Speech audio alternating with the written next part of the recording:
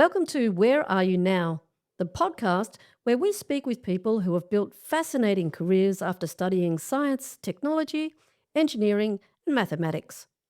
Every guest has a unique story to tell, from unexpected career turns and defining moments to the challenges they've overcome and the advice they'll give to the next generation of STEM graduates. Whether you're a student exploring your options, a graduate starting your career, or simply curious about where a STEM degree can take you, we hope these conversations will inform, inspire, and maybe even surprise you. Today's guest has dedicated her career to helping students understand one of the most challenging subjects in health science, anatomy. But she hasn't just taught anatomy, she's transformed the way that it's taught. Associate Professor Leanne Kenway began her career as a physiotherapist before moving into academia, where she has become one of Griffith University's most recognised educators. Her innovative approaches to anatomy and physiology teaching have earned her Griffith University Teacher of the Year, a National Australia Award for University Teaching Citation, and the admiration of thousands of students who have benefited from her passion for making complex concepts engaging and accessible.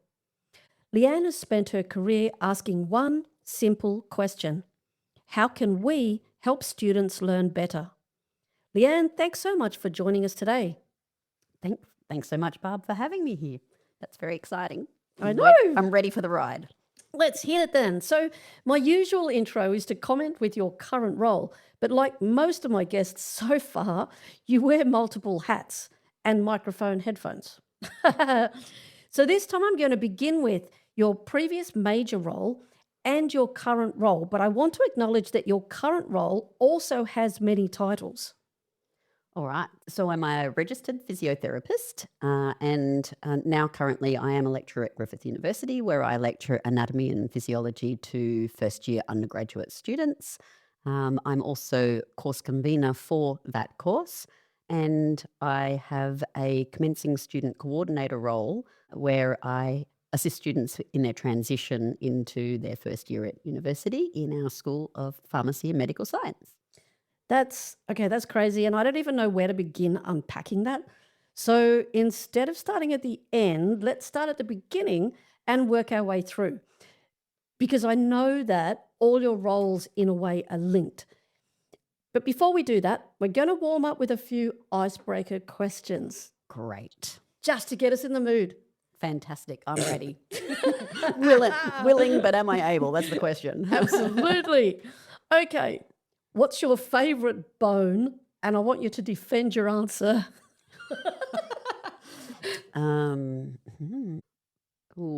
It's a complex answer.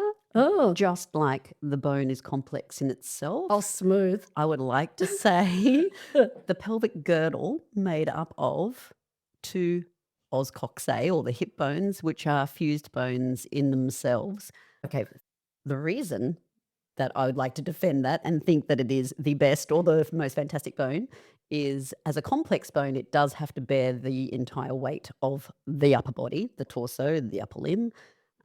It is a protective case for reproductive organs and the urinary system, so it's keeping us safe in there as well. And that's also kind of an anchor point for our lower limbs in terms of locomotion. So it's got a lot of cool things. You've got to squeeze a baby out of there too. That's pretty amazing stuff. And then it actually goes back into, hopefully, pretty much the same place it started before that process. So that's pretty unique.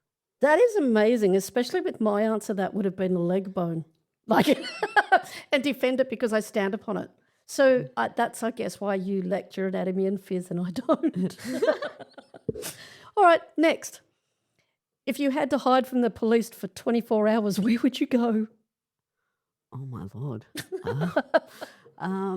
For 24 hours, so I'm going to need some food. I'm going to need some water. Well, you're a thinker. Am I packing my bag to go? So many questions. Do you know, this makes me laugh because I don't know why. Because you've hid from the police for 24 hours? No, but I did try and run away from home when I was 8 or 6. Where did you go? Into the garage. Oh, I did that. With my suitcase and my toothbrush and my nightie. Bless. That's all I took. And I was probably gone for an hour before anybody was it. So to answer your question, I segued. We're going to go with the garage. Yeah, the garage will do. So if anybody's listening, if you want to find her, she's in the garage. 2 more very hard-hitting questions. You good? Yep. If you had to survive a zombie apocalypse, which store are you going to hold up in?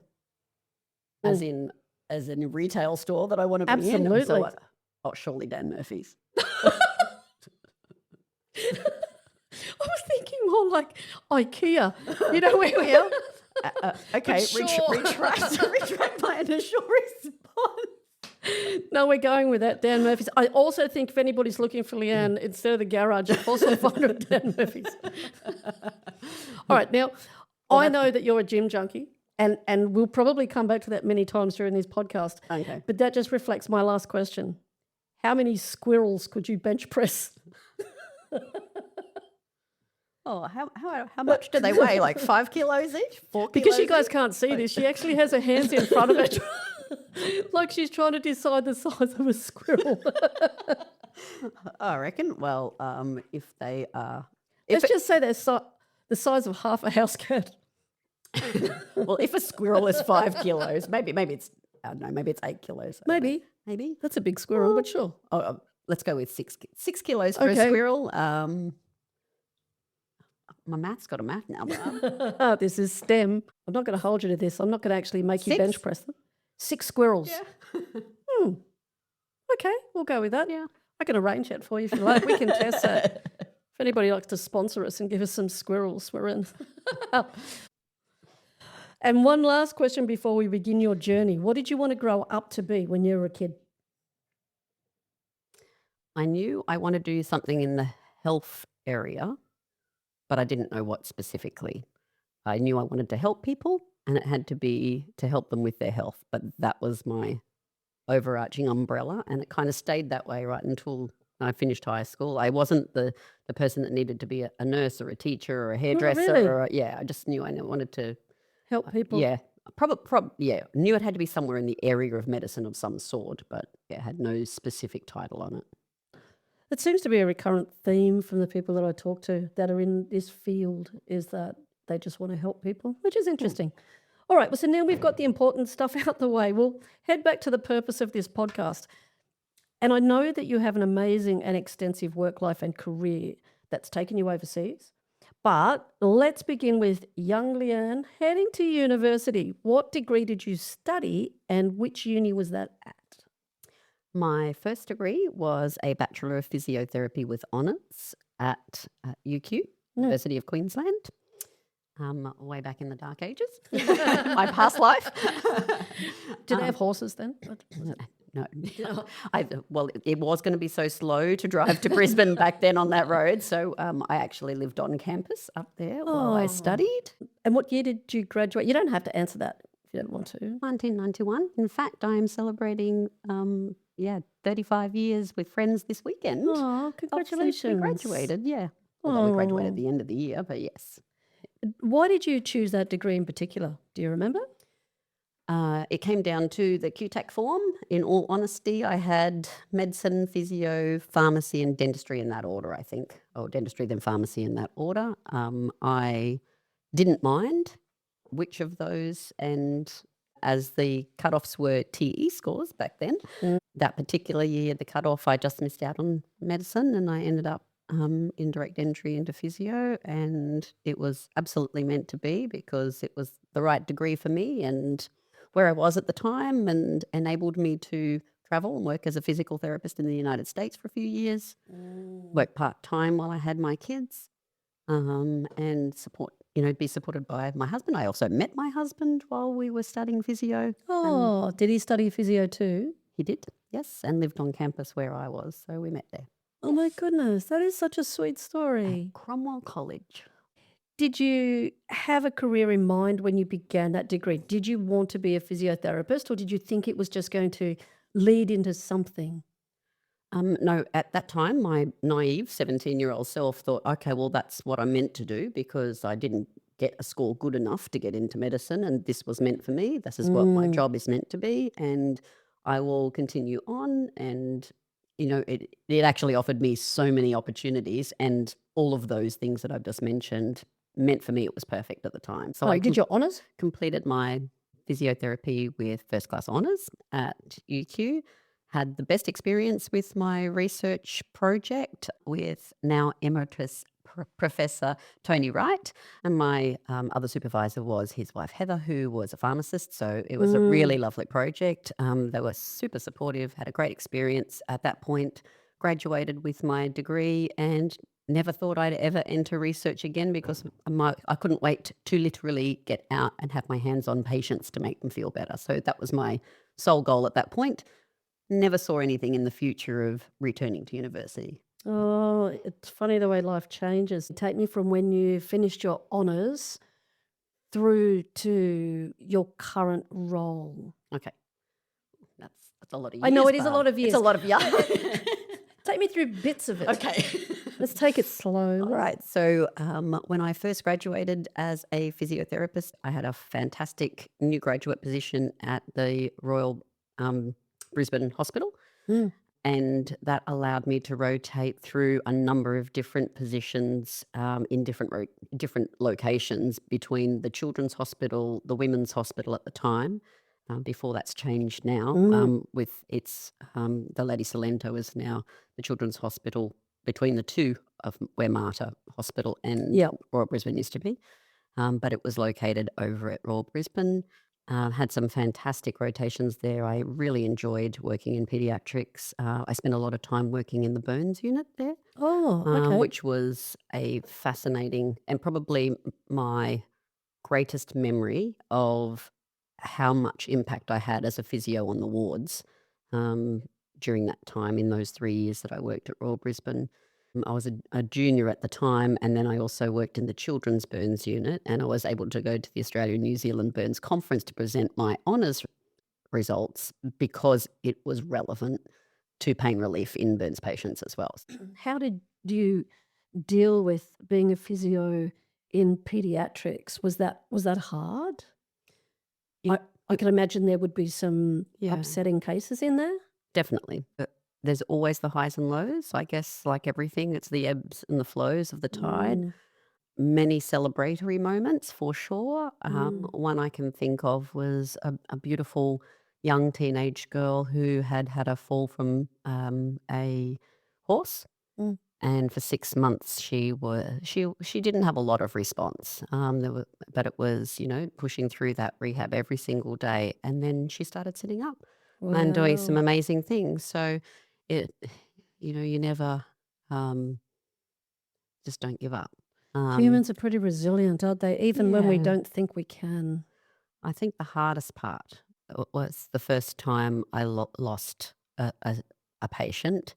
Mm. She was a little girl who was 4 and was in the spinal oncology unit, so she had a tumor on her in her vertebrae in her spine. And she was doing really well, and unfortunately, she did pass away during my time working there, and that was a very formative moment as well. I think just bit of the reality check of life and how precious it is, and interacting with those families and the other young siblings that then they needed to deal with their grief, but also be able to, be supportive and of their young family who was growing. Spent some time working also on rotation in the NICU, so neonatal intensive care unit. What do Uh, you do as a physio in NICU? So most of our role there is in relation to keeping their lungs healthy. So Mm. when they're intubated, machines are breathing for them, but we'll often take them off. We would have a way of making sure that they've got no secretions in their lungs, Mm. using some of our cardiopulmonary techniques. And also, as they start to improve, i- getting them off the ventilators and moving them or getting upright and when they're more awake. But in those cases, those ones were fully sedated at that point and really sick little babies. Mm. But Did you have any training in how to relate to the parents of the children that were in there? Because I wouldn't assume that was something that you would learn during your degree or honours. Is that something that you just had to have a feel for? it definitely wasn't something in my honours. I would say back then, very little training actually. Mm. Probably something that internally I know now that going into physio was definitely one of the better of the health professional choices for me, regardless, because it was a space that I could, as someone who is naturally relatively empathetic, and I do believe, I have a personal belief that I think going into health degrees, you do need that. Mm. Can you learn it?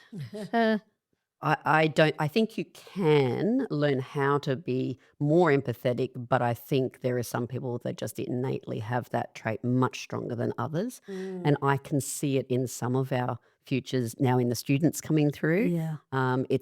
It's obvious to me in those that display that right from the start, and you can see it in little humans, in children too. They will show moments of where that human nature is really strong in the desire to help others, but also understand where they're coming from and be able to not just be in their shoes, but really feel what others are feeling. So So where did you go from there? after that, moved to the United States, worked in a hospital called Decatur, Illinois, Decatur. Illinois. Do you? Yes. Wow. I know. So It's a long story. It's very boring, but we'll just go well, with the there you fact I know go. where it is. There you go. So it's 30 minutes outside Springfield, Illinois, 3 hours south of Chicago. Spent over 3 years working there. Wow. We went initially, as a contract for 18 months. You said we. Is that you and your husband? Yes, my husband and I. In fact, my sister also went with us. She's an occupational therapist. So we all went over there together. It was one of those on a wing and a prayer and hope that all of us pass the exam that you need to take. Otherwise, one of us is going to get deported back home. But yeah, no, it was great. And my husband spent time helping set up the sports and orthopedic centre there aside the hospital. And I worked in the work cover section aside the hospital that they'd built as well with functional assessments. Did a lot of work there. So teaching the staff at Bridgestone Firestone how to lift very big tires, which is hilarious because I'm all of 5'2" tall. Yes. And I was literally only 50 kilos, so not even. So that was quite entertaining. How ADMs, many squirrels is that? ADMs Dailies was corn and soybean capital of the world. So we, industrial plants and Caterpillar were the other industry very close to Decatur. So spent a lot of time with work-related injuries and injury prevention at that point in my life. How did you get to go there? How did the opportunity arise? Through the Australian Physio Association, there was always in our In Motion magazine, they would advertise opportunities to go and work on working contracts overseas. And most of my friends went to the NHS in the UK for their experiences. I'd always just been drawn to want to go to the United States. Decatur had 2 hospitals, and my husband and I were at one and my sister was at the other. So it worked out quite well. And the hospital itself grew massively in the 3 years we were there. It sort of tripled its size and its staff and so on. So we were lucky we came in with, at the same time as they were bringing in other foreign trained therapists. So we had the best social set of colleagues, similar age group coming in. We had local friends that just, took us under their wings, which was amazing. Beautiful friends we're still great friends with now. And the other girls from a Welsh paediatric physio, English physio to New Zealand girls. So we had this little foreign contingent in the middle of the Midwest. So it was great time. Wow. So at the end of the 3 years, was it like, time's up, okay, bye? Or did something happen for you to return? They definitely would have liked us to stay on. It was my biological clock that said, no, time is now up. We're moving back to Australia. Yeah. I really didn't want to raise my children in the States. I wanted them to be close to family at home. I wanted to come back home to start our family, and I was at that age. My husband was very happy with that also as a choice, and so our son was made in Boston, born in Australia. Oh. So yeah. So you knew that you were pregnant before you returned, or? No, the plan to return was set around that's what we wanted to do, and then we were ready, and then yes, that all happened nicely as planned. We were very lucky. Tell me your name's in Boston. No, we did not. Was it on your list? No. His name is Connor. So, Oh, so you returned to Australia and then what happened? Were you a stay-at-home mom or what did you do? because I returned, I was 6 months pregnant with Connor. I wasn't looking for a job at that point. Mark, Oh, yeah, at being that a mum is a job. yeah, well, that's right. So I didn't work until after Connor was born for a few years, and then I started working part-time on and Oh, off just once Lily was born. And so I ah, was definitely the stay-at-home mum in those early few years. Yep. yeah. Until they went to kindy. And then you decided to return to the workforce? Progressively did a little bit more. It was one of those another sliding doors thing. I was literally crossing the crossing at Robina Town Centre one day and ran into a really old friend who we'd actually been at uni with, and she was heavily pregnant, and both kids had just started at school. So I ended up doing a locum for her down in Burleigh and worked then for the next 10 years part-time for them at their practice in Burleigh. Yeah, as a physio and mostly seeing musculoskeletal patients, sort of head and neck injuries. Yeah, yeah. So then let's go forward now to how did you end up in academia? At that point, finances dictated that I really needed to start working full time rather than part time, and my hands were really getting sore. I was struggling with a few migraines and sore thumbs. And my 3 days a week needed to be 5 days a week. And so I wanted to use my hands less, use my head a bit more. Yep. And thought, well, I'll just randomly turn up to Griffith and see what I can find. And I was just so lucky. I was well supported by the practice I was working for, the beautiful people down there who own the practice, and had that awkward, hard conversation of sitting down saying, I don't want to leave, but is there room for me to still be here 1 day a week and while I go to uni and see what I need to do? I didn't even know if I could still study. I really questioned that as a mature age student. I was late 30s when I came here. I think 2008, I took some random subjects. Happened to be anatomy and physiology because I liked it. And I thought, well, I hadn't even used Excel at that point. My honours was done way back in the dark ages. So I didn't even know how to use any of the Microsoft Office. There was a steep learning curve, a very steep learning curve. So was it a degree that you came back to do, or are they just random courses, or how does that work? Yeah, I came and sat down at Student Connect and had a chat about what to do. They tried to find me something I'd be interested in, as in an add-on or a diploma or a certificate. But there was no certificate I specifically wanted to do. I actually was more interested in another health degree. So thinking potentially I would look at medicine at that point, I needed to then take 8 subjects and prove that I could still study and do the GAMSAT before applying. So that's actually the path that I went down. I just booked myself into 2 subjects a semester, 3 the next semester, and then was doing my day a week as a physio, and happened to take things that I was interested in previously. I figured if I got into medicine, then they would be useful. Anatomy and Physiology Systems 1, Anatomy and Physiology Systems 2, Neuroscience 1, Neuroscience 2. Oh, they ring a bell. And pharmacology and things that I thought that, would take my fancy. And as it turned out, I could still study. I excelled in those subjects and was asked to tutor them in multiple of them. And really, it was that those moments in time that you don't expect and the right people to fall in front of you at the right time, and letting it sit and thinking there is potential in that.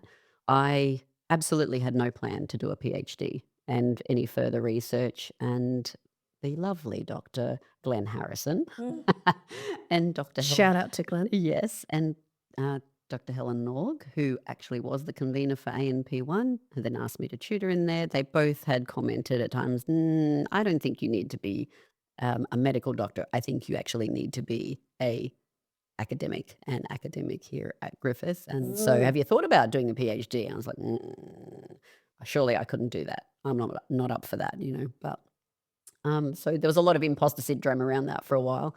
I finished 7 of the subjects. The second last one I finished was Neuroscience 2 with Dr. Justin Kavanagh at the time.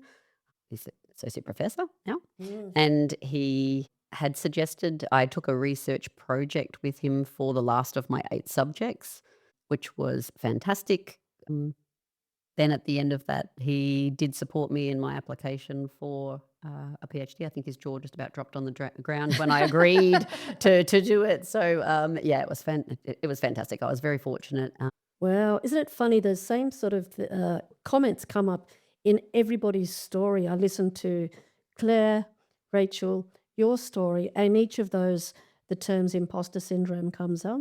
100%. And also opportunities that you don't expect that appear before you, things that you hadn't thought of before. And that's come up in each of the stories. So, and I myself, I know I suffer from imposter syndrome terribly. And I think we all do to a degree. It doesn't matter what you do. And I know how wonderfully successful you are. So it does seem strange hearing you say those words, imposter syndrome. PhDs were for smart people. I applied to get into medicine when I was, 17, and they didn't want me because I wasn't good enough in my head at that Yeah. point. So that's possibly one of the biggest lessons that now, as a much older, academic, I sit back and think about that.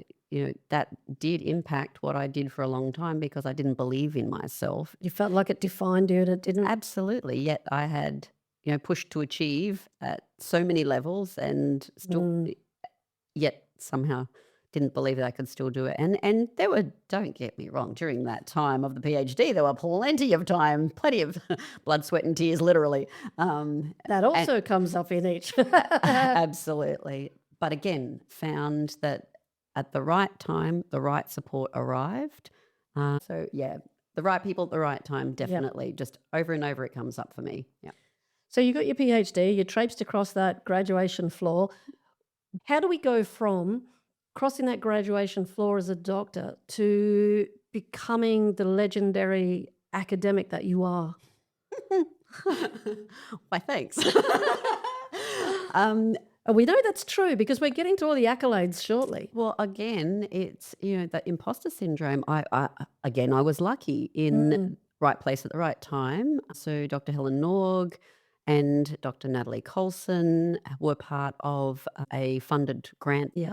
So they wanted to introduce a repeat version or delivery of Anatomy and Physiology Systems 1 and 2 as part of the group of courses that we were going to redevelop. In addition to that, there were some convincing students that were then going to join in trimester 2. And so we thought we might have a little pilot of about 30 students. Turned out to be 120 in the first iteration of that. And that really was her reaching out to me saying, we've got this coming up.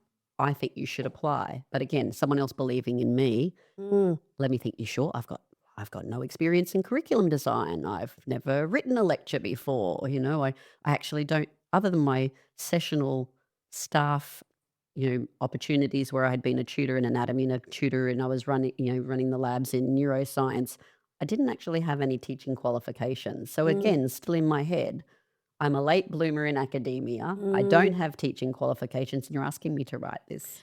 But we were very well supported with a team that were in that funded group project. So alongside Abdullah Karaksha, who is associate professor and now a deputy head of school learning and teaching. Amazing. So we've worked alongside each other since 10 years ago when we came into those roles. And also Dr. Avinash Kunda. So he came in at the same time. So the three of us, and then we had support from the learning team at the time as well. And together we muddled through, and actually it has been the best of experiences, and it's just grown from there because it really did take off. And so 5 years in that role when the exciting pandemic arrived on our doorstep and COVID hit. And then there were a few staff that moved out because of that. And one of those was Dr. Helen Org, who took the T1 iteration, the big course that has often over 1,000 students enrolled. And she decided to leave during COVID, which meant the opportunity was there for me to move into that space. So that's where that happened 5 years ago. That's amazing. I wanted to touch on one thing when you said somebody moved out in order for you to come into that role. Mm. Academia itself is a little bit different to the way other industries work, and that is when you begin, you start as a lecturer. Now, I said at the beginning that you have lots of hats, and we know that you're now an associate professor. And when you go through that, when you're a lecturer and you become an associate professor, do you have to wait for a position to become available like you did when you're lecturing? Or how does that process go? Do you just apply? Does there have to be a job available? How does it work? It can be a couple of different ways. For me, there was an advertised position for a level B lecturer. Mhm. So that meant I had to have a PhD. I literally had my PhD just approved. And so over the subsequent years, proving that you have achieved all of the things that are set out in the policy for what a lecturer should be doing during that time, but operating also at a level higher than that to prove that then I could be promoted to senior lecturer after a number of years. Mhm. And so I was promoted in 2020 through COVID there to senior lecturer. And then subsequently last year in 2025 was promoted to associate professor on the basis of teaching excellence and my excellence in leadership and service to the university. And speaking on that, that does answer it because that leads me into my next question about the hundreds of awards that you have won, which is pretty obvious. Tell me about AAUT. What is that? What does that stand for? AAUT is the Australian Award for University Teaching, awards for university teaching. So there's a number of different awards and award levels that are awarded to teachers of excellence around Australia from different universities by invitation to apply on the basis of having won significant awards at your institution Oh, so you can't previously. just say pick me. They've got to say No. we choose you, a bit like Pokemon. It's by invitation from the universities that you're teaching at. I guess once you've won high accolades or awards within the institution, then the institution recommends you to apply Mm. for particular awards, starting with the citations, which are one of the options. The higher level awards require more awards and more significant impact across the sector. And then of those teaching awards, one would be chosen as the University Teacher of the Year, I guess, in Australia, which is pretty outstanding That is. stuff. Yes. Mine was a citation for outstanding contribution to student learning for the design and implementation of mixed mode intensive anatomy and physiology courses to enhance student engagement and academic recovery in large first year health cohorts. How do you remember all that? I don't. That's okay. That's impressive enough by itself. Without even doing all that stuff, remembering that, I wouldn't even remember what the acronym stood for. Yes. That's very, very impressive. There are a lot of other things that I know that you've done along the way. One of the things I'm curious about during your anatomy and phys, you use actual cadavers, right? Rather than just, when I did anatomy and phys during my degree, I had a picture book and I remember poring through it, looking at the pictures in there. That blew me away. But we didn't have cadavers to use at that stage. You use those now? We do. We do. And it's an interesting thing about the terminology there, Barb, too. Language of anatomy is changing a lot. You would think it's not. It's derived from Latin and Greek. The word cadaver itself, like corpse, means the fallen. So there's a move away in terms of how we use our language to support the learning around the students. And in fact, the word cadaver is something that we're trying not to use as much Oh, at the moment. really? So I will probably spend more time referring to them as human donors so that we have that personal connection with them still rather than the fact they have fallen. That's a Yeah. really important change. So I've made the active change to remove that from our written material and our course material. Obviously, there's some things in there. Sometimes I still find it where I've missed it, and I know there's some other educators around Australia that I interact with and collaborate with who are moving to try and have that removal of that terminology as well in a more supportive and inclusive kind of focus. That's really Yeah. important, especially You would think that me in the university setting and even being within pharmacy and medical science, that I would be aware of that, and I'm not. It's fairly new, and it's within that specific discipline of anatomy, Mm, I guess. So for others outside, and others will see the word cadaver and not know what it means, and and yeah, and we yep. do still use it to learn the terminology around anatomy. There's also a move away from eponyms, so we're not using people's names anymore. Mm. So it's literally the language of anatomy that we want them to learn. I mean, if you learn the terminology, you know what you're talking about. You Mm, can reference it to someone on the other side of the world rather than some guy's name because he discovered it, yeah. however many years ago. So I think, yes, while we can certainly acknowledge they did, it's very much more helpful when you're learning to understand where something is in reference to its name. So, yes, back to you answering your question, we do. We have an amazing human donation program here at Griffith University. We have a purpose built facility on the Mm, 10th floor mhm. that overlooks the Gold Coast. We have the best view of the Gold Coast. It's a really large space up there.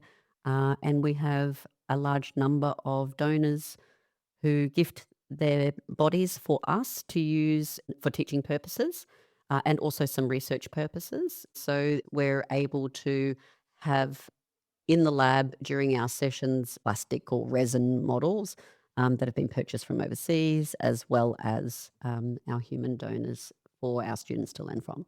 That's amazing. So, if anybody wanted to donate themselves for scientific research or specifically for the university, Yeah. I'm assuming that doesn't go through as just organ donors, like you put your name down on your license. Is there a specific way that you can put your body forwards? How do you go about that? Correct. It's quite separate. It's different from organ donating. In fact, if you donate your organs, you can't be a body donor because they Mm, need them. yeah. So we have our own specific donation protocol. So contacting the anatomy school directly Hmm. is how that you would go about doing that. It's quite an extensive process of paperwork. Hmm. There's about 12 different stages where you could decide to pull out. So it is something that very much by the time we have our donors, they have absolutely wanted to give of Mm. themselves, of service for teaching and research. So it's a really beautiful gift that we definitely value and appreciate and don't take lightly. We're really trying to introduce that in our first labs, that level of respect and understanding as to what these families or these members have gone through to be able to donate in the first place, what their desire was, because obviously that can be quite a confronting experience for 17-year-olds in their very Mm, first trimester at university absolutely. to experience. So they most definitely need a little bit of nurturing in that space coming into that. And I have to say, it's a beautiful conversation I've had recently with my physio colleagues that I graduated with, and they looked at me sideways and went, "Huh, well, that's different from the way we did it. That's so different. We Mm, never had any of that. We walked straight into a lab, they shut the door behind us, and here you go." And I have to say, that is exactly what I'm trying to get away from. So, with having that introductory lab where they're gently exposed to their first human body in that mm, first session, but after we've done a welcome, we've done the induction in the facility, they've met the staff, they've been in the space, we've seen some plastic models. We've got our first box of bones, as such, our plastic bones up there because that will be the next prac that they come to is all skeletal system. mm. And they'll have another single human donor in that one. And then the third week is muscles. Well, we need bodies to be able to look at muscles properly. So Yeah. we do have the models out, but we have a lot more of our human donors in week 3. So it's a really nice introduction. This year I did pilot also a yarning circle at the end of that introductory lab with each of our groups that went through. And that was for us to sit down and just debrief a little bit about that experience and what was one thing that helped them, or how did they feel after their first practicum? What were they thinking leading in?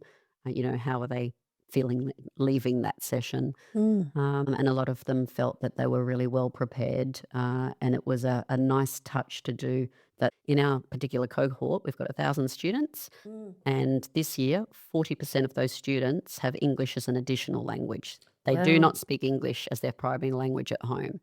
So That makes it studying even tougher, doesn't it? You have to admire people that not only just study, but also take on English as a second language and trying to understand concepts when you don't even have the words words, for it. I absolutely. couldn't even imagine Absolutely, and that. so that's something that I've been working around because with that with differences in language comes differences in cultures, and Mm, so how we perceive death and dying and the human body after mm, death in different cultures is very different, and so mm, I'm mindful that I don't have the answers and I don't have the knowledges around all of the different processes for the different cultures, but that is something I'm working towards. So trying to build that respect and inclusivity and learn from our students as much as providing them an opportunity to explain to us how they would like to be or how I can best support them to feel comfortable in that environment. Because mm. it's certainly not a natural environment for most people to walk Not at into all. that you wouldn't expect. Some of us feel more comfortable in it than others, and it Mm. sometimes takes time for others to settle in across the trimester. So something that I'm really passionate about trying to support with our Mm, students. I can imagine some people deal with things emotionally differently to others. And I know myself, I deal with some sort of situations comedically. Yeah. I laugh a lot. And if I'm feeling a little bit uncomfortable, I'll go to that humor side of it. And I can imagine that maybe sometimes some students may go to that when they're around those human donor bodies. How do you deal with that? You don't want to take away their personality when it comes to that, but how do you try to reel with, I mean, they're being appropriate, but Yeah. just dealing with it differently. How do you deal with a student that is like that? And that's a great question. I have seen every reaction, I think.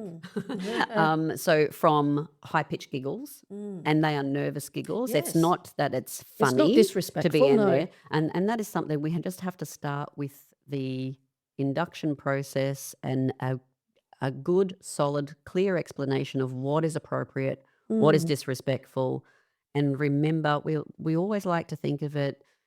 Whatever you say and do, if you would do that in front of that person if they were alive Mm. or someone's family member standing there next to Mm. you, Yeah. would you still laugh like that? Would Yeah. you make that joke? Would you say that comment about somebody's body on display there? And hopefully that's enough of a knowledge check or a That's reflection to say, go, yes. actually, no, that you're right. That's not kind of the response that I need to give just in this moment, in this time, you know. That's a really But good way you're to explain it. yeah, you're right in that we do have all different. I mean, Mm. we've had plenty of students who have fainted in Mm. the past. Mm. I'm really pleased to say that with the introduction of the introductory lab in week one, I'm glad we've pushed for that because it has made a big difference for um, reducing the number of our fainters Mm. because of the stepwise approach to seeing a human donor for the first time. Often some will feel dizzy and faint, and maybe that's the I've rushed there for my 8 o'clock lab. I've Mm. left my shoes in the car. This closed in sneakers. I was in my wedges and then had to run all the way back and get them. And I'm sweaty and I forgot to have breakfast because it was so late. And then Mm. they're standing still inside this enormously large lab, bright lights, and seeing a donor for the first time. So there's a combination of sensory overload from everything that's up Mm. there. There's new sounds, there's new smells, there's lights, and so on. So Mm. we're very, very fortunate. The particular airflow in that room has been custom designed to suck airflow down. Mhm. So it doesn't, nothing comes up past your nose. There's Mm. fresh air is being pumped into the room.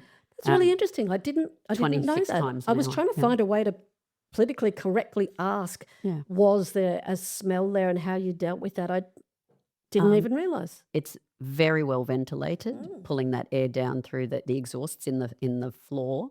Mm. Um, the there is there will always be some certain odors around the embalming fluids in particular organs, Mm. brains, because they're separated. The ones that we do have separated and prosected are in buckets and kept in a certain amount of fluid. Mm. They're a bit stronger Mm. than other scents when they first come out. And it depends if you're in the corner of the lab or in the middle of the lab, how good the airflow is. So Mm.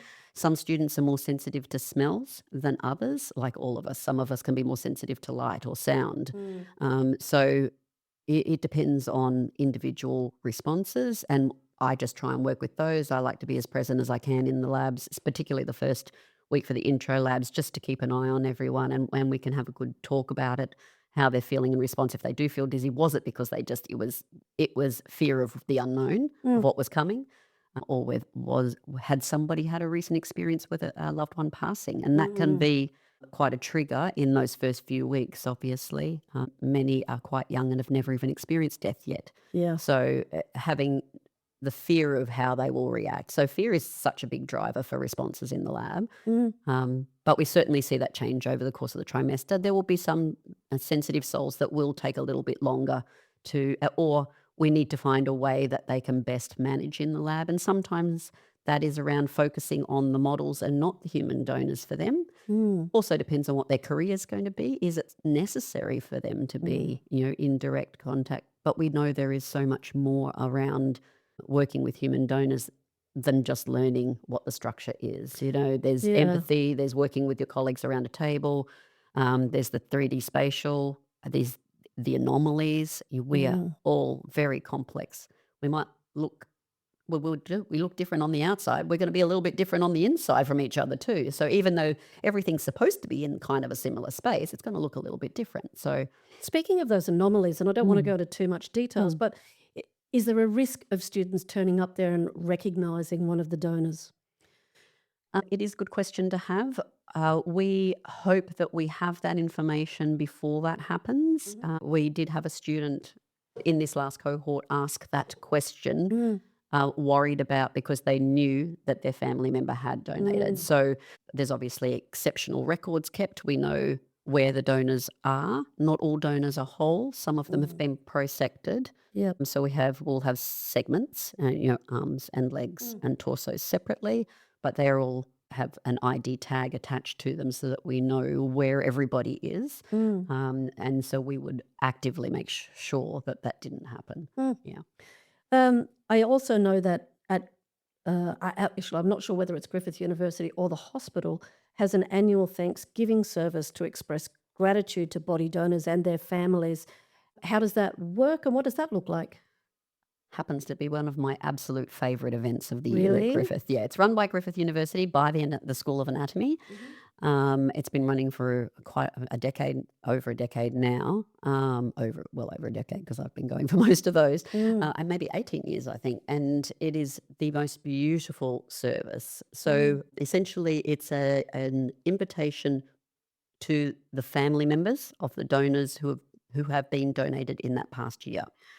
And so they will get written invitations to come and join the academics, students, whoever else would like to attend. We have that event running over at the Sharks Event Centre each year, and we have a list of all the donors' names, Mhm. and our PBC Annalisa Donovan has been kind enough in the last number of years to be the one that will read the names of each of the donors as there is a chime for the Tibetan singing bowl to be rung for each donor.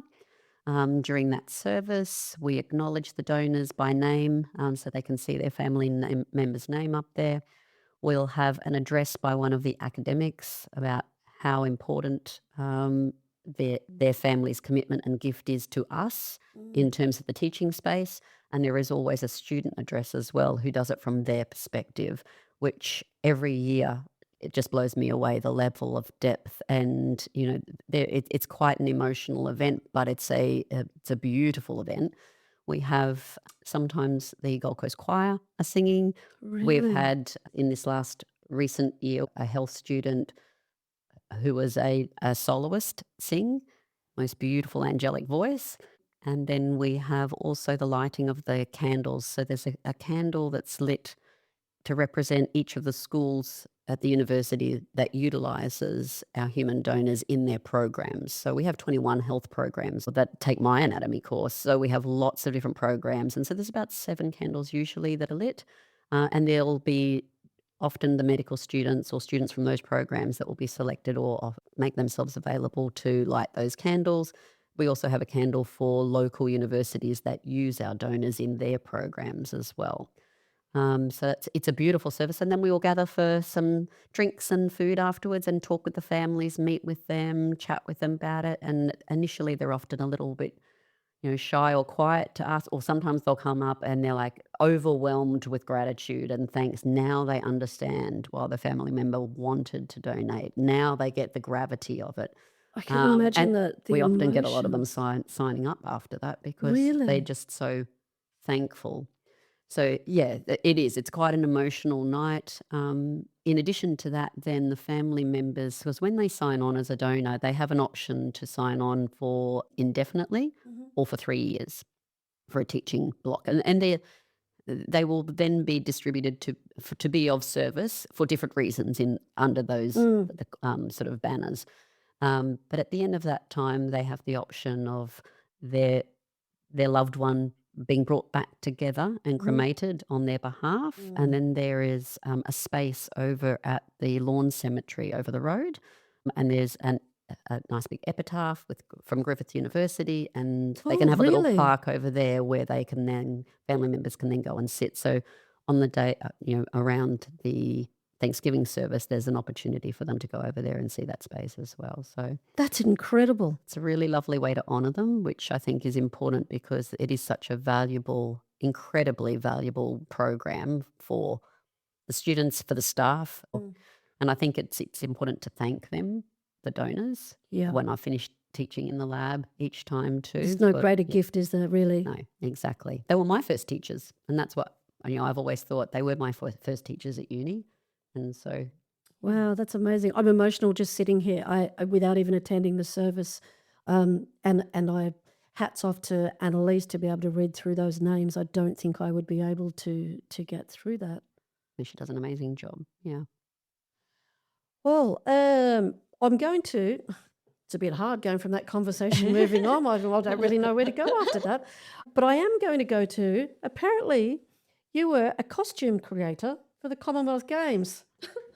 Lord, you can find anything, can't you, when you go on a deep dive? Absolutely. And this is just the stuff that I can say. Yeah, 2018 Commonwealth Games. Yep. What did you design?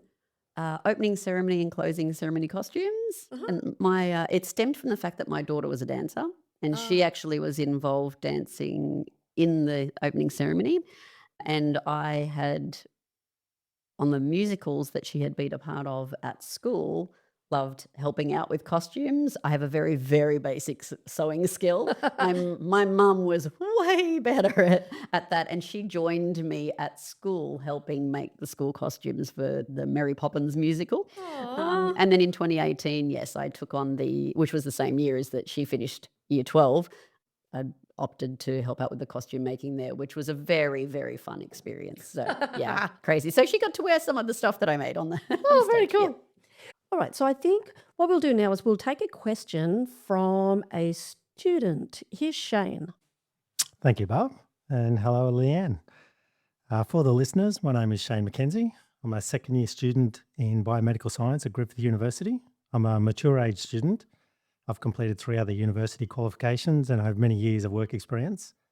I've developed and delivered lots of different training in several different organisations, which I really enjoy. So becoming a lecturer one day is a possible career path for me. So I'm really grateful that I get this opportunity to ask you a couple of questions, Leanne. So I was very fortunate to have you as one of my lecturers last year in Anatomy and Physiology Systems 1.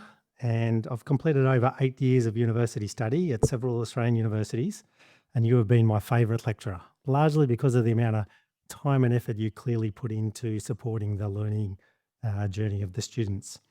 And so this kind of leads to my first question, which is, has becoming a lecturer changed the way you think about learning? Thanks so much, Shane. That's very, very kind of you for those sweet words. We definitely have a great course, and I know that you were fully engaged and took every opportunity, especially the fact that you've had other experiences for comparison. That's really humbling, and I really appreciate your words. I do think being an academic I don't know if it's completely changed or if it's just added way more layers of depth to the way I see and think of learning. As a naive 17-year-old, my ideas of learning, yes, I always loved learning, and it was more about getting the content in, remembering everything, and then being able to produce it and knowing what I needed to know to be a physio. But becoming an academic, there's different things that have impacted the way I think about learning and supporting students. One of which would have been the fact that my own children finished high school and started university themselves at a similar time that I was designing these courses. I could see what they needed. I could see what they weren't getting, what they were getting, and that influenced how I wanted to provide support for my students. There was another very specific incident that I can think of that shaped the way I think about supporting learning, and that was when I was involved with the neuroscience course. There was an agreement at that time, pre-COVID, to deliver intensive courses from our university, delivered in English at Wuhan Sports University in China. And I went 2 years running prior to COVID, where I have no idea what in that moment possessed me to say yes. I don't speak a word of Chinese. I didn't have any data on my phone at the time, and the only Wi-Fi was actually in the hotel that I stayed on the edge of campus. But for 15 days, I was over there teaching first year neuroscience to these students, and then they did an exam at the end of that, and then they came back to Australia. And my biggest concern was I mean, I had a translator working with me at the time, explaining to them what I was saying, and it was actually a really great experience. But talk about, being out of your comfort zone. If there was ever a growth moment for me, that was one of the big prods, because I felt crazy and brave. Pretty much the same two things I felt when I took on a PhD, actually. So it was probably the second one of those moments in my life that I can think of. And all I kept thinking was these students, when I was there, didn't always have a solid hold on English. They were trying to learn in English, which was the intent, to be immersed in English. But then we were bringing them here to Australia and expecting them to be operating like us here. They did have to pass their IELTS test, but that's conversational English and not academic English. And I really felt for the struggle they must have cognitively to be translating in their mind from Chinese to Australian, and then we're teaching them Latin and neuroscience and, words that may or may not have translatable words in concepts that they needed to understand. So that was actually the layer of learning support then that I wanted to go into with my translanguaging project that I'm currently running, trying to support students who do have English as an additional language, whether they're domestic or international students, a little bit more in the way that we deliver our teaching in the classroom. So I definitely think those two things helped think about learning in a different way, and also being surrounded by incredible colleagues who are just innovative and passionate, and those that have a background in teaching. So I really think those things have contributed to the way I think about learning and supporting learning, and I'm grateful that you can recognize that. Well, that's really nice. I think, Shane, you've got a second question? And given you came from a physiotherapy background, what were the transferable skills that you brought from your physio career into lecturing, and what new skills did you develop to become such an effective lecturer? Cool. Yeah. Okay. So the transferable skills at the time that I did transition into academia, I hadn't valued the fact that I had been educating patients for 20 years, I guess. I thought that I didn't have any teaching qualifications, but in hindsight, I had been talking to patients, soft skills, communications, you know, having hard conversations, prompting patients to do their exercises. And there are a lot of things there that, when you've got difficult students that aren't doing their homework or aren't doing their pre-recorded mini lectures before they come into workshops, the same conversations, I guess, were had with patients who'd come in and say, my back's still not better, but have you done your homework? So I think just to summarize then, Transferable skills, it's definitely the communication, interaction with patients, being approachable with your students, having had ability to motivate patients versus motivating students. I did, for a while wonder whether I was going to miss the fact that I liked making people feel better. But being surrounded by colleagues, I'm definitely a learn by doing person. Yeah. Oh, awesome. And thanks for those questions, Shane. That was really good. I think it's time to move into the disorganized, messy part of the podcast. Love it. Before we do that, I want you to think back and name the very first nursery rhyme that comes into your head. Mary had a little lamb. All right. Now I need you to turn around and pick up that musical instrument. And again, I use that term very loosely. And I promise it's been thoroughly scrubbed with alcohol after the last recording. And you can't do any worse than the last two guests, let me tell you. And I'm going to give you 8 seconds, no practice, 8 seconds. Sarah, who's the executive producer of this podcast, absolutely detests this section, so I try to drag it out as long as possible. You have 8 seconds to play Mary Had a Little Lamb. I'm not really sure if you hold it like that, but sure. But no, please, you do you, boo. You hold it any way you wish. That's very peculiar, but you do that.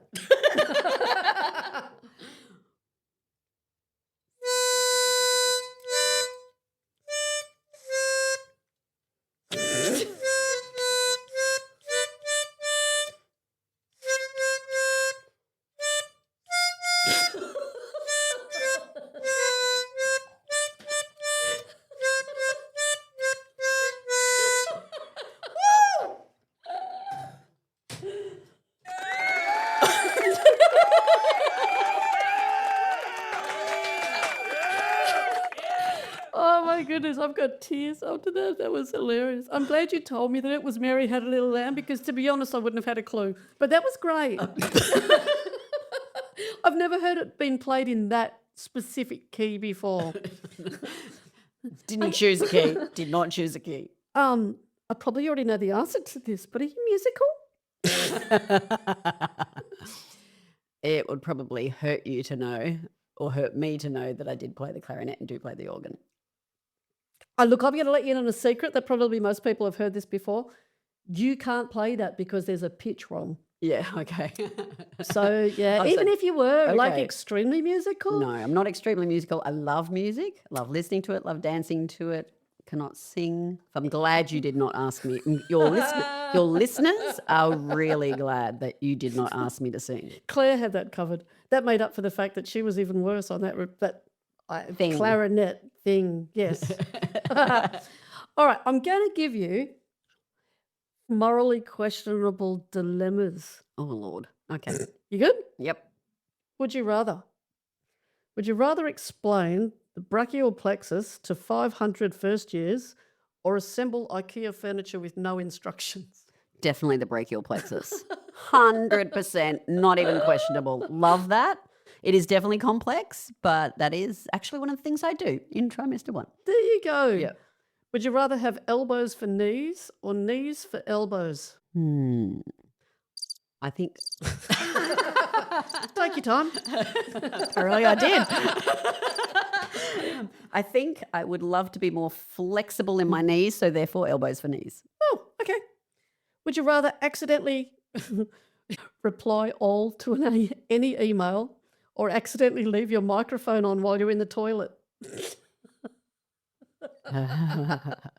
I think I would leave the microphone on while I was in the toilet Absolutely. because that's an expected response and outcome. You don't know what else could be in a reply all email. Those reply alls always get me because when people say, can everybody please stop replying to this Yes. email? Who just propagate it? And then someone else says, are you sure I'm supposed to be included in this list? No, you weren't. Yeah. All right, and the very last important one, would you rather have to wear flippers to work every day or oven mitts? Oven mitts. You know what I once Because did? I could still run with oven mitts. Oh, you could too. Yeah. I wore tap shoes in my lab for the whole week. Fun, People swore at me, I bet. and I can't tap, just saying.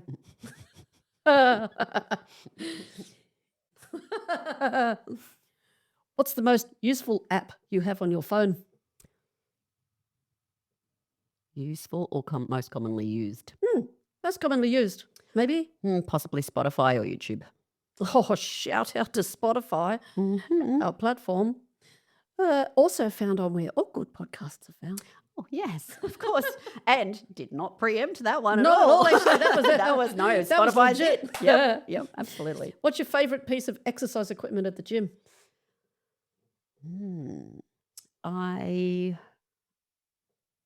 That's a great question. There are multiple that have been my nemesis that I'm growing to love. I can't believe I'm even thinking about a barbell for Oh. deadlifts but that's the first thing that's coming to my mind because I did it this morning. So Oh. yes, it's not really though. No, I Perhaps if you put squirrels on it, like it would. exactly. I do quite like the class bar that we use for our good mornings, or I can do dumbbell RDLs. I quite like those. Yeah, Do you know mine? The shower. the shower's good. Favourite work snack? I have some hummus and some seaweed crackers. Oh my goodness. You know what? Looking at you, I could tell that that's what you would say. Well, chocolate, of course, is the usual answer, but I try not to have them as my regular snack.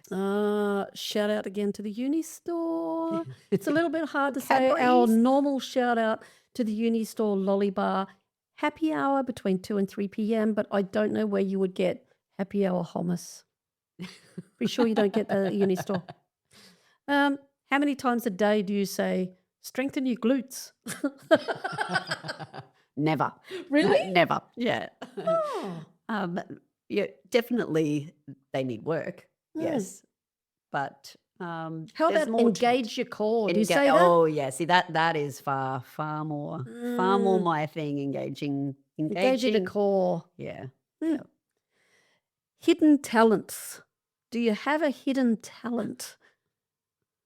Do I have a hidden talent? Yes. One that you will admit. I don't know if it's a talent. Something that I like. I do like dancing. Oh, do you? Yeah. You should join us at my lunch hour line dance down in the room downstairs. I'd love to. It's not so much dancing as moving That's okay. awkwardly. I used to be a ballroom dancer. Really? Latin American dancer. All right, we're in. Okay. Just ballet when I was little. Oh, there you go. That's a good hidden talent. And before we hit Advice Corner, have you got anything else, I don't know, creepy, weird, really cool? I like to read tarot cards and oracle cards. Yep. How did that come about? I don't know. Just kind of evolved, I guess. When I started trying to manage work-life balance, when you've got a big course to teach and needing to get my nervous system regulated, I started doing a lot of beach walking and sunrises if I could when I managed the time, and that would just calm me down. And I don't know, I started, I've always been interested in mediumship and spiritual journeys of other people, and so I have a few of those. That's my other hidden talent.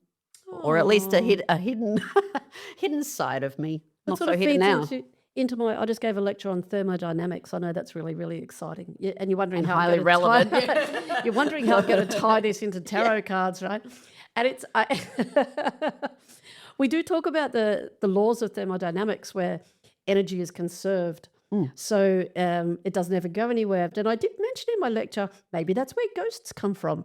Maybe when a person dies, who knows? Maybe where does that energy go? We're all energy and we're all connected. There you go. There you go. See, I was relevant when I spoke about thermodynamics. You were. Most people cringe. I'm amazed you didn't cringe when I said those words. Mate, not much scares me. Except maybe these next questions. No. No. I told you I was ready for the ride. This is more Advice Corner. This is just advice that you would give to any students that are listening to this podcast now. So what advice would you give to a first-year student? There's many things that I would like to say, but I think don't believe that you can't, because that whole imposter syndrome we've all had at some point. I think There are many students who don't believe that they should be here. Can they manage it? They're first in their family, and so as one of those roles that I do have as a commencing student coordinator is to often talk to students about that for that motivation. So give everything a go. Definitely uh, find comfort in being able to approach academic staff. They are approachable. They're not going to bite your heads off. And definitely, for me, it's about organization. So get onto things early, block out your time. Yep. Don't think I've put all this time in, or I keep saying you spend more time saying you've done the stuff when you haven't actually done the stuff. Just spend the time on it, block it out, be Hold yourself accountable. absolutely. And if you need study buddies to help hold yourself accountable, Yes. that's definitely something you have to be proactive though. So don't be afraid. Everybody is always when we start excited, afraid, there's also sorts of different types of nerves, but I think giving it a good go right from the start. Don't wait. Give it a crack. Give it a crack. Don't wait until week 2. Absolutely. Tell me a common misconception about being a lecturer. That we walk out of a lecture theatre and then we seem to have nothing to do in between. And then when your teaching trimester is not on, what do you do in all your time off? By the way, we don't have much time off. I get asked that all the time. 4 weeks a year if we can find the time. So yeah, that's probably the main one is we have profiles that encompass, like you said earlier, a number of different hats. So we're working on projects in the background, applying for grants or attending conferences or Making podcasts. giving presentations, developing new projects for next year or new resources for next year or updating things. So there's always things going on in the background that aren't just in the classroom. We hope that we can spend as much time in the classroom because that's the part we do love, being present with our students. So those secret things that students don't know that we do, but keep us really busy in the background. Absolutely. Looking back, what do you think mattered most in helping get you where you are today? It was definitely the belief that others had in me before I could see it in myself, I think. Um, yes, I've always had the drive. Yes, I've always worked hard. Yes, I think I've taken the opportunities when they've come, but I haven't always believed that I could do it. I always thought I'd make a really good vice president, not a president. So to find myself as an associate professor of anatomy and physiology running the largest undergraduate course in the health group as course convener, It's amazing. in that position now, I was just sitting reflecting on that driving in this morning, and I guess I can see that as more a president rather than a vice president position these days, and so you can do it, Absolutely. Coming in thinking about this podcast, before we recorded it, I was thinking about just how many students would be listening to this podcast of you and where they all are now, and the fact that they wouldn't be there without having had you guide them. And that's a pretty amazing thing when I know you have 1,000 students per course. Times that by the number of times, the number of lectures that you've given, and how many students have gone through. And that's an incredible thing. It's pretty exciting, hey? I'd love to know where they all are now. I do get excited when some stop by my office or reach out on LinkedIn or have had some, random little messages or emails years later, which is really lovely. I love it. We do have a copy of this podcast on LinkedIn. So if there are any of Leanne's ex-students on there that want to jump on LinkedIn onto the page for Where Are You Now, it would be lovely to hear from you. Hi. Yeah, say hi. So very last thing, if there was one thing that you would hope students listening to this take away from your story, what would it be? You don't have to stick with whatever preconceived idea you had to start with. Go with the flow. I most definitely had no idea where the journey was going to take me when I landed here at Griffith in 2008. I literally felt like I was driving in on a roundabout and I had all these options of exits.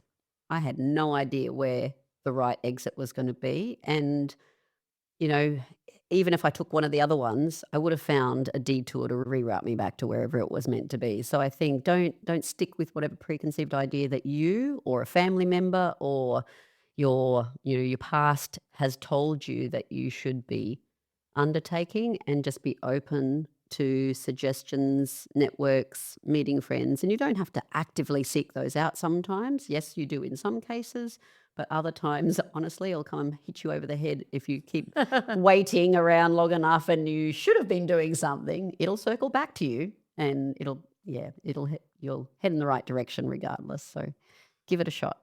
Best of luck to everybody. Thanks, Leanne. I can't thank you enough for spending your time and sharing that journey with us today.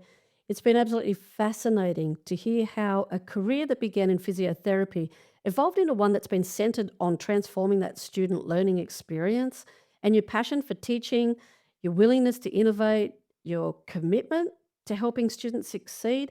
They are a really awesome reminder that great educators don't just teach content. They inspire confidence, curiosity, and that lifelong love of learning. And to everyone that's listening, we hope that Leanne's story has shown that careers don't always follow a straight path. I've said that in previous podcasts, and Leanne alluded to that herself. Sometimes the greatest impact comes from discovering what you're passionate about and then continually look for ways to make a difference. Thanks again for joining us for another episode of Where Are You Now? If you've enjoyed today's conversation, please make sure you follow the podcast, share it with your fellow students, with alumni, colleagues, friends, and a shameless plug, give us a rating. 5 stars would be great. Until next time, thanks guys, bye. Thanks so much, Barb, for having me. It was awesome.